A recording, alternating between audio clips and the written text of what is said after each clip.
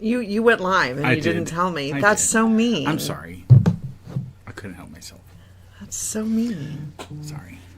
So you just missed the coffee apocalypse. Oh, my word. I can't trust the man with coffee. You'd think as long as he's been drinking coffee, he would know. Don't bump the table. Be careful. And so now I'm going to have to make him another cup of coffee. He spilled the fourth of it on the table. He's like, the floor's going to smell good from where the coffee dripped. See, she likes the smell of coffee. Well, yes, I do. I've never discounted that. No, I know. I just don't understand it because like smell and taste are so intricately related. Yeah.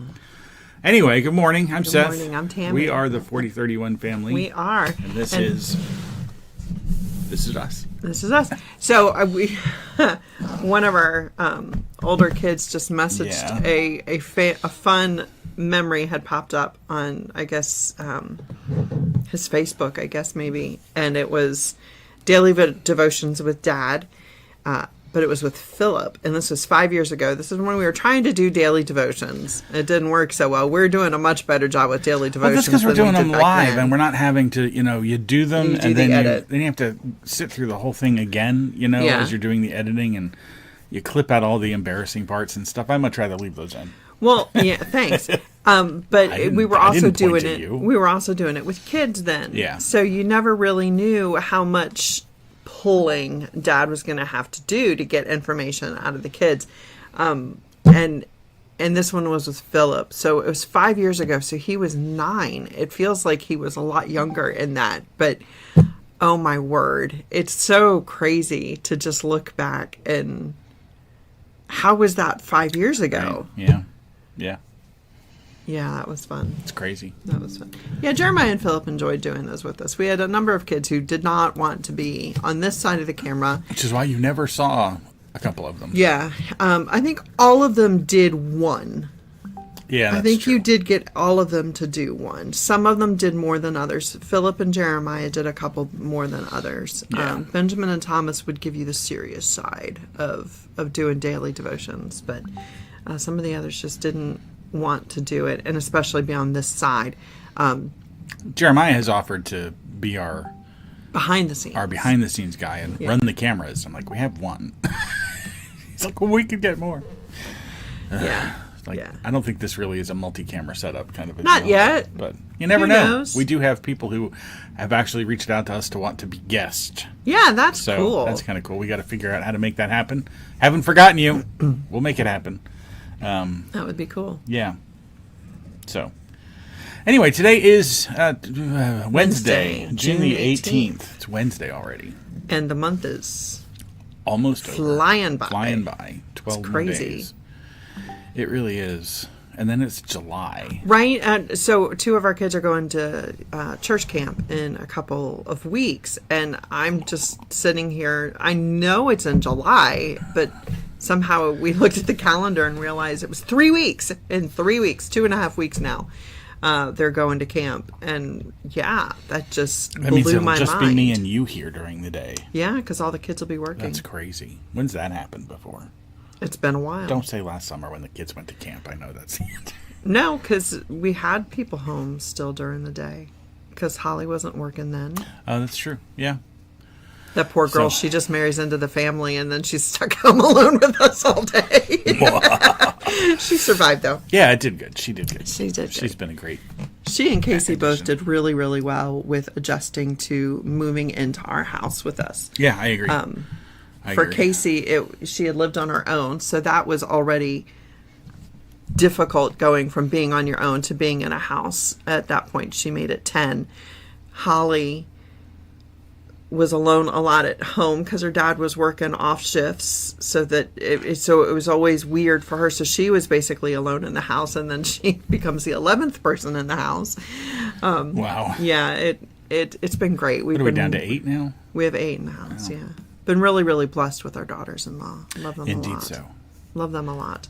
Submit your applications to Because we still have and you know what's really cool? As much as I love both of the girls, it doesn't even come close to how much their husbands love them. Yeah. And I love that. I just absolutely love seeing the love between both of those Good couples. Job, guys. Yeah. Yeah. We're really, really blessed. But yeah, we've got 5 more to go. 5? Yeah. I was thinking boys. Yeah. 5 more kids. Yeah. So. Slowly but surely. I just always socking away money for the daughters. Right. The daughter's wedding. Right. That'll be fun. Right. All right. Well, today we're going to do a devotion from... Hey, could it be? I don't know. Do you think? Maybe we'll do it from the Institute for Creation's Research. Woo-hoo! Institute for Creation Research's Days of Praise. Sounds like a great idea. Yeah, it's on your screen. We were doing that 5 years ago on the Daily Devotions with Dad. What do you know? I'm tired.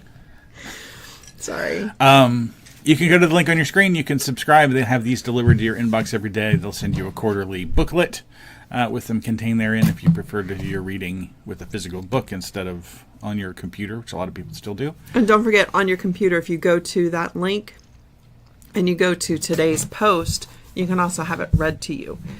It won't be a 30-minute thing because there won't be added commentaries, but there will be a gentleman 3 minutes and 51 seconds for today. Who will, well, then why are we taking 30 minutes? No, I'm just kidding. I'm not the one talking. Oh, hush. It can be read to you if you want that. Which makes it great for the car if you just want the devotion itself and not our noise. Or as you're getting ready for the day and you just, you can't be reading while you're doing your hair or doing your makeup. Or if you want to go ahead of time and listen to it and get your own thoughts in order, we would love to have the conversation. If you've got thoughts and ideas about the devotion for today, we have not read We've this. not read it, so you'll be ahead of us. I have it scrolled off the screen, so only the verse, which I have copied and pasted into the next slide, is visible. So are we ready? We're ready. Who's reading today? I think it's me. It's you. All right. Today's devotion is entitled Created, and it was written by Dr. Henry Morris II. From Isaiah 43:7, we read, "Even everyone that is called by my name, for I have created him for my glory. I have formed him, yea, I have made him." And this kind of goes along with yesterday's, for his glory. Yeah, that's interesting, though, because he uses all 3, created, formed, and made. I think those are the same, I don't know if they're the same verbs, they're the same English words as back in Genesis. I am reading ahead, and I can tell you that we are going to dive into the words used. Okay, good. I'll be quiet then. Words. Let Dr. Morris handle it. There are 3 main verbs used to describe God's work of creation in Genesis. These are create, which is the Hebrew word bara, make, asa, and form, yatsar. Did I say those okay? You did. Yay, me. Yeah, you. The 3 words are similar in meaning, but each has a slightly different emphasis. None of them, of course, can mean anything at all like evolve or change on their own accord. Do you want to say anything, or should I keep going? I'll keep going then. All 3 are used in Genesis with reference to humans. Okay. And God said, "Let us make man in our image." That's make.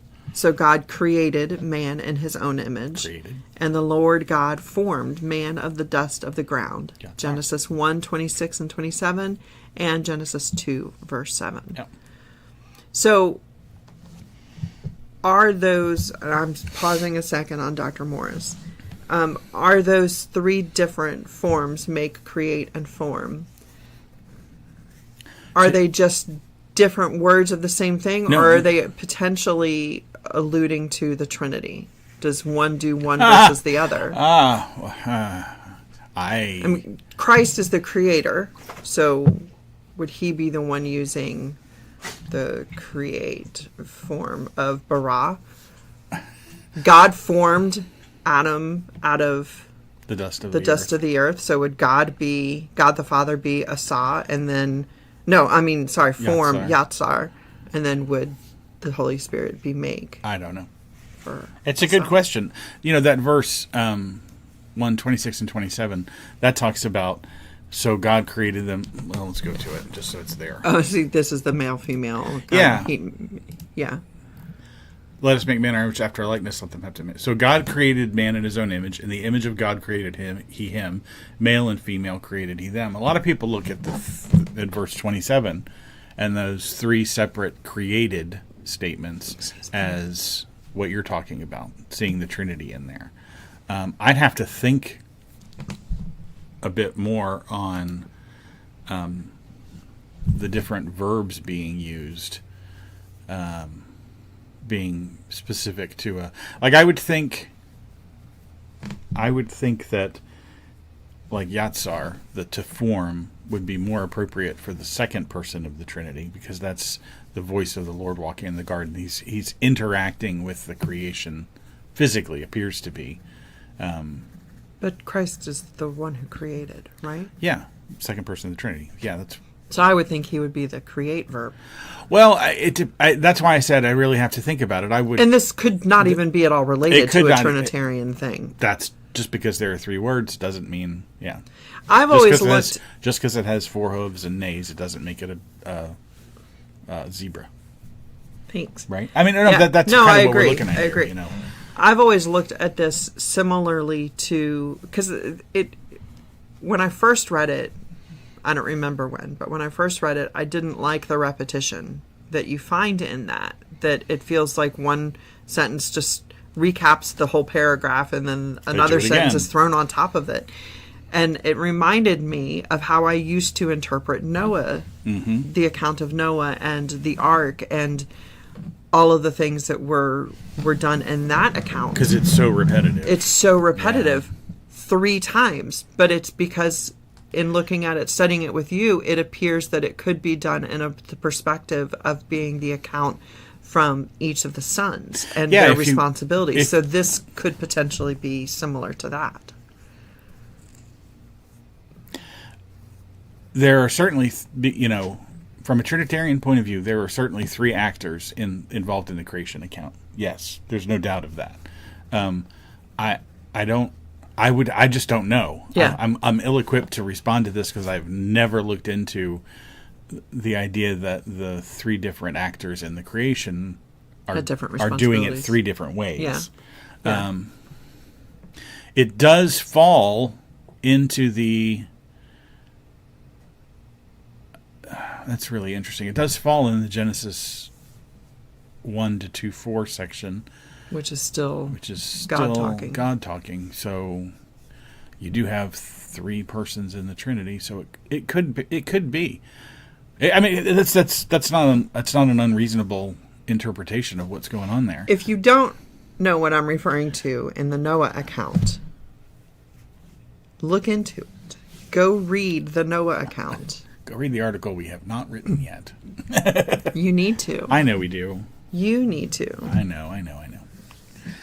Anyway. Because it's really amazing. It is. Long story short, there is evidence that the account of Noah is actually a combined account of 3 different people. Like a captain's log. It's like the daily logs of the ark, and it's repetitive because there are 3 different people talking and saying the same thing. But sometimes it's a boring sentence and a boring sentence with a little bit more information, and then a really detailed accounting of what had happened. Yeah, because if you have 3 different people, some people are involved in certain aspects and not others, and so you get that. But that's it's like, hey, Mom made the dinner. And then somebody could say, well, Mom made blah, blah, blah. And then Mom would have a very different I had to go to the store and pick up the thing, and then I had to get in the butter wouldn't unwrap, and we had paper in it, and it was not fun. So I think everybody could. Which has never happened. That wasn't a. Oh, I've had wrapper in there. Oh, okay. I've gotten it out before anyone ate it. Right. See, I didn't know about it. It's like yesterday. What did we have for dinner yesterday? I don't even remember. Cheeseburger macaroni, and I was pouring the noodles into the thing, and part of the box. Like the box that it comes in was really weak, so like a tab of the box fell in. I got it. Nobody ate cardboard last night. I saved them. All right, shall we? I wouldn't say nobody. Oh, sorry. Shall we get back to it? So we do have activity on our... Oh, I turned it off. I'm sorry. Who's talking? Benjamin. Hey, Benjamin. Benjamin's saying he never thought about it before. which I think he's thinking about which we're talking about, the three different. The question you asked, could the three different verbs being used during the creation account in Genesis 1:26 and 27 and chapter 2, verse 7 be three different actors in that you have the Father, the Son, and the Spirit? And I don't know. It's a good question. And it is something I will actually look into and talk to people about and see what they think, because it's interesting. Thanks. Yeah, no, it's. I feel like I've talked to you about that before when you've done your Genesis studies, but maybe not. Or maybe not in such a captive audience kind of way when he's the only one here to listen and maybe to not me. Quite so specifically. You may have asked about it, and I said, oh yeah, you've got and like I said, those three created statements in verse 27 of chapter 1, I think those probably are talking about all three members of the Trinity being involved in the creation. And there are implications to that. One of them talks about male and female, so maybe one of the members of the Trinity, I don't know, is involved in that versus, hey, let's create a guy. I don't know. Yeah, I don't either. It's interesting to think about. All right, so we're going to continue. Dr. Morris states, although the subject of creation is commonly associated with Genesis, it is mentioned even more frequently by the great prophet Isaiah. Yeah. The words bara and yatsar are used twice as often in Isaiah as in any other Old Testament book, and are applied uniquely to the works of God. So that means we can't create things from nothing. Isn't that yatsar? Did I do that right? Bara is creation from nothing. Bara is create, and that's only ever used with God as its subject. And then yatsar is form. Yatsar is to form. Now, I think he's talking about specifically in Isaiah. It's exclusively used to talk about God. But it really, a potter forms the clay. Yeah. That kind of a thing. Again, that's a good God reference. But I don't think yatsar is exclusively used of God in all of Scripture. I think that's maybe a specific feature in Isaiah that he uses it to talk about God. But I've never heard it said. I've never heard it stated that only God forms things. But only God creates, because he's the only one able to create something out of nothing. Correct. Okay. He continues, all three verbs are used together in Isaiah 45:18 to adequately describe God's purposeful work in preparing earth for humans. He says, For thus saith the Lord that created the heavens, God himself that formed the earth and made it. He hath established it. He created it not in vain. He formed it to be inhabited. I am the Lord, and there is none else. Yep. And we have talked about that phrase before. He formed it to be inhabited. He didn't form it in vain, meaning he didn't do it for nothing. He formed it with that purpose. Right. And a lot of people get up in arms about, well, why would God make everything to look so old? First of all, nothing looks old. That's informed by your perspective and presuppositions about it. But, why would... Well, the one I go to, and I know it's a silly one, is, why when God would not have created the entire creation with all uranium and no lead, right? So when you look at lead, you don't know whether it was created by God as lead or created by God as uranium, and it has since gone through its radiometric decay cycle and become lead.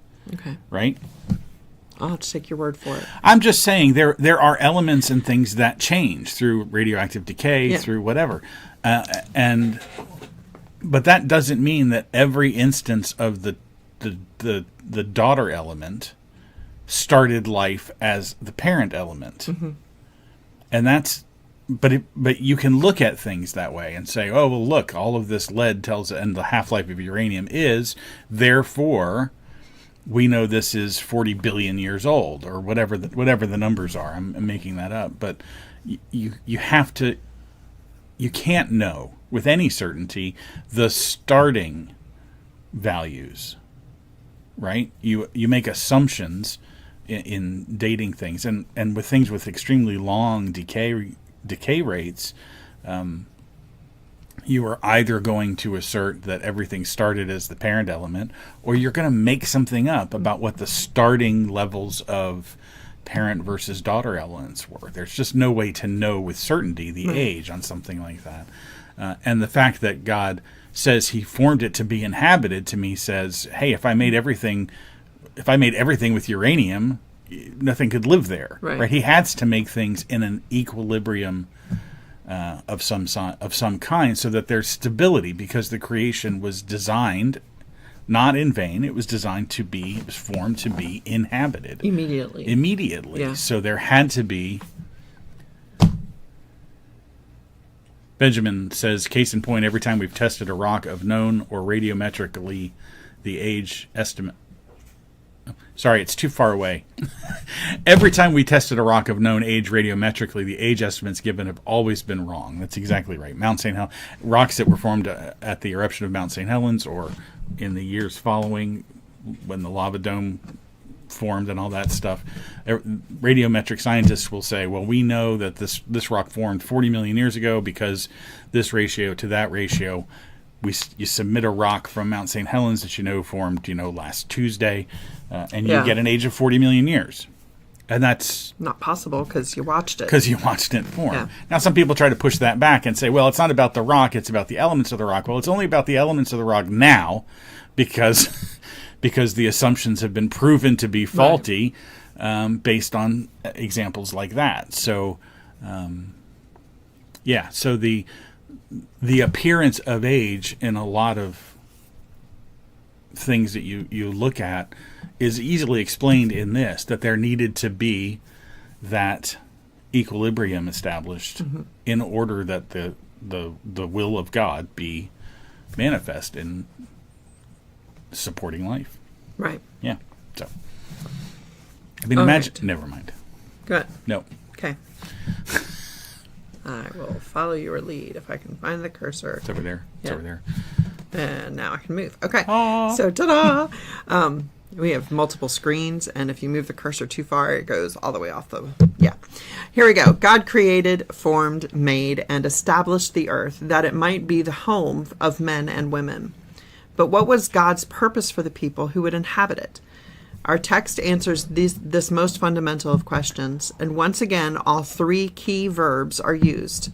I have created him, I have formed him, I have made him for my glory. Amen and amen. I mean, there's not really much else. I mean, he If God had used a microphone, he'd have dropped it. His biblical perspective alone provides the greatest of all possible incentives to live a godly and useful life. The reason we were created is to glorify God. There you go. Yeah. That is pretty much all it's about. Yeah. I think this is one of those times I'm going to try and quote something and end up totally butchering it. I think it's the Westminster Catechism. What is the chief end of man? To know God and to glorify him always. Mm-hmm. I mean, that is the point, as it were. And God is not mocked. He will be glorified. We watched I was reminded recently of the statement of Jesus as his disciples were commanded to pipe down, and he said, look, if I told them to be quiet, the rocks themselves would cry out. Mm-hmm. And that's Psalm 19:1, the heavens declare the glory of God. I mean, it's day after day they pour forth speech. Romans 1:20, the invisible things of God are clearly seen, being evident through what he's made. So that they are without excuse. Without excuse for what? For not recognizing God as God. Right. Right? And it says in Romans, for though they knew God, because again, there's no excuse not to God, they glorified him not as God, and neither were they thankful. Yeah. And for that reason, God gave them over to a reprobate mind. Not a good thing that you want. No, God doesn't ask much from us. Thank you, Benjamin. What? It was the Westminster Catechism. Man's chief end is to glorify God and to enjoy him forever. So I had them backwards, actually. But anyway, you were saying. I mean, if you think about it in our very fundamental or very whatever terms, we have amazing children and we want them to be happy. We have given them things in their lives, not as much as other parents could give their children, but we gave our children what we could to hopefully bring them joy. It doesn't even compare to what God must be feeling in terms of wanting to provide for his children. Right. And want the appreciation in return. Because it's hard as a parent to give things or to do things or to make things possible for your kids to have, do, say, wear, whatever the case may be. And it's hard to go through that without simple appreciation. But unfortunately, that's the trial of every parent. Absolutely. Point, I can say that as a child to my own parents. I know I didn't offer enough appreciation for the things that they made possible for me. Right. Well, it's like when we had the twins originally. I mean, my first thought was I need to call my dad and apologize because I had no idea what he meant when he told me he loved me. Yeah. So, yeah. And even magnified to a degree we can't understand from God. Right. Yeah. Right. So be grateful for what we have and show appreciation to the Lord. Thank him for the things, even the bad things, even the trials that come in our way. Thank him for the things he gives you. And use everything he gives you, including the trials, to glorify him. He doesn't ask much. I mean, only everything. Only everything. Only everything. But ultimately, that's because everything's already his. Yeah. So that's, anything we have is only lent to us for a period. Yeah. And what we do with it is what we'll be accountable for, ultimately, eventually. Yeah. So, eternally. Well, hey, thank you to those of you who tuned in today, whether it be live or later. I was going to say now or later. Live or later. Benjamin reminds us that in the book of James it says, "Count it all joy, brethren, when you face trials of..." Yeah. The when throws me every time, but then it's counting trials as joy is not hard. I mean, it's not easy. It's very hard. What life are you living? You're like, I've seen you cry. Wow. Yeah. So counting it as joy is a very difficult thing sometimes. Sorry. That's fine. I think our camera's misaligned or too close or something. That's okay. I don't know. Anyway, we'll thanks for joining us tomorrow. Today, like she said. Yeah, we really appreciate you tuning in. Like the channel, like the video, subscribe, follow. Do the appropriate things for your platform on which you're watching. And if you have 2 minutes and can support us on other platforms to just go there and like it there, the links are all below to our channels on the various, X, Rumble, Facebook, YouTube, soon to be Instagram. Just take the 2 minutes and go. It just helps us to show the visibility that people, the more people that are looking and liking, the more people that will be shown to, and hopefully we can make a difference. Yeah. Yeah. So check out our website at the4031family.com. Check out how to support us at buymeacoffee.com/the4031family. We will soon also have a link tree that you can go to and look at all that stuff. You were setting that up yesterday. So we'll put that in a video in the next little bit. Yeah. But and on these, go. As always, if there's anything we can pray over with you and for you, please feel free to drop a comment, pray for me. And then if you wish to reach out and be specific about how we can pray for you, you can go to pray with me at the4031family.com. Right. Yeah. Or if you prefer to talk to one of us, she's Tammy, I'm Seth. We're both at the4031family.com. As always, just persevere. Yeah. Go through your day. Remember, he's got you. Yeah. On behalf of the 4031 family, I'm Tammy. I'm Seth. Remember, he's God. And we are not. We're not. We'll talk to you tomorrow. Have a great Wednesday. Hump day. We'll see you tomorrow at 9:30. All right. Godspeed.